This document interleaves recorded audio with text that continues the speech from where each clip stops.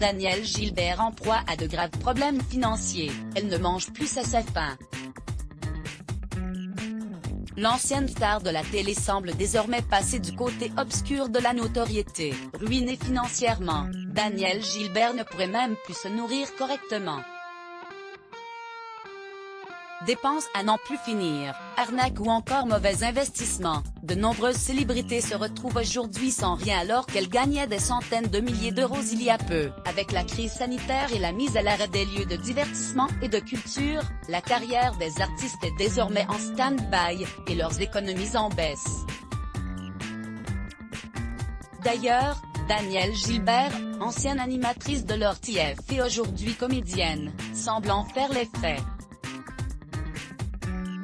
En proie à de graves problèmes financiers selon le magazine Ici Paris, celle qui avait un rôle clé dans les Trois Glorieux au théâtre avant l'arrivée de la pandémie, ne s'en sort plus. Depuis la fermeture des théâtres, Danielle Gilbert se retrouve sans revenu, une situation qui dure depuis maintenant plusieurs mois, l'obligeant aujourd'hui à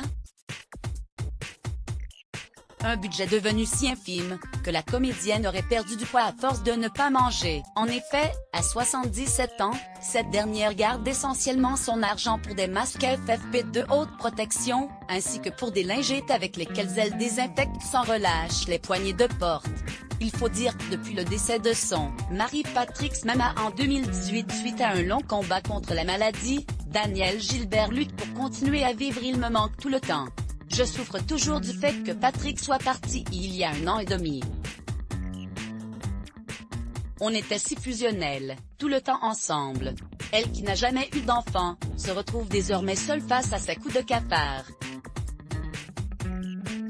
Heureusement, elle peut encore compter sur sa carrière et ses amis du milieu comme Laurent Ruquier qui lui a récemment proposé de jouer dans une pièce en septembre prochain, si la situation sanitaire le permet. Un nouveau projet qui lui permettrait de se sentir mieux, mais également de remplir son compte en banque actuellement dans le rouge.